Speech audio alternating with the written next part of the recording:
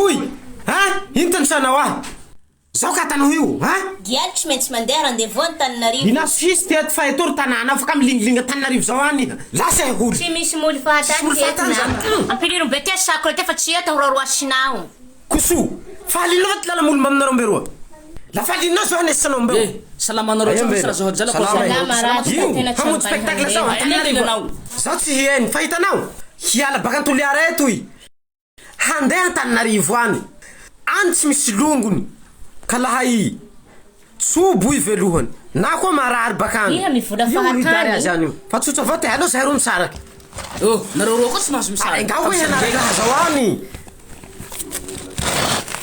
Tsy misaraky Yeto izy zao. nareo fa tsy sidary lahany. Una spectacle zao volaniko aminao. Baka Toliara ranoray. Mbarao azy. Hana zajilahy. Lafa hisaraka valinao.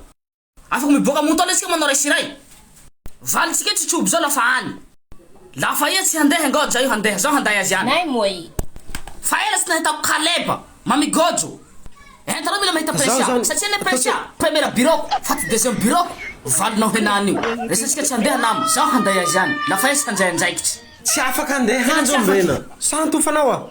Mikarama. Botsasonao zay fa raha io le 3 avril. Ampiliro eta valinao rondao mamany milira. Tsy ampiliry zao interito zay saraka vao Ina, Daha pok maskutia. Fangola fa tsy faly. Dak maremo Fangola fa tsy faly. Mama, milire. Vaky lohany io hitako ty zozoy. Mahazo androany. Fangola fa tsy faly. Fango direct ko ya. Zao ro holo fa itsy. Mulia fa tsy ahoko. Zao ngoati sulanao. Mulia. Ale. Ripopi. Rihao. Sante. Hafas na fara. Fanambaliana ro. Lasa na ro hamonjy baly Toliara zao any Toliara mihisa io. Kasa desani. Miala raste. Antsika mifakahita. Lasa seka hulu. Hanso kusuno androany. Mipul bakani efa tu suru hitanao. Lasa mama. Hari mesti mifakahita. Mandina na. Lafa janjay si sio janjay samnao. Misala homnao to. Hani sa tuwa. Tapimpuri. Retsa sereta. Ato misana kusuvunja karien. Família tá olhando zao mbawi. Problem spectacle sa vao. Manadaka. Ngahuani.